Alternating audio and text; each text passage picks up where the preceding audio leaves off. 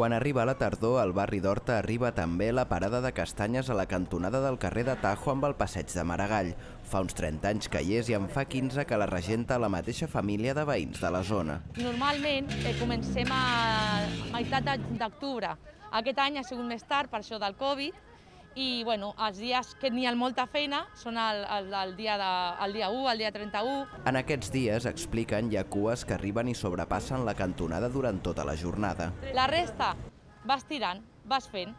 N'hi ha ventes, no iguals, perquè els dies de forts són durant tot el dia n'hi ha cues. Com ha passat en tots els sectors, la situació de pandèmia també els ha condicionat. Han obert uns dies més tard i també noten les restriccions. Tancar una hora, ha sigut tot, unes mesures d'higiene, de proximitat que no s'apropin, una miqueta sí que ens ha afectat.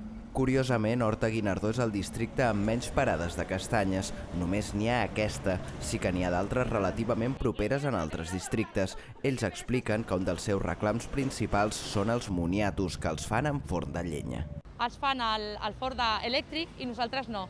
I també és una diferència que penso que és important, perquè ens venen d'altres puestos a comprar aquí mateix.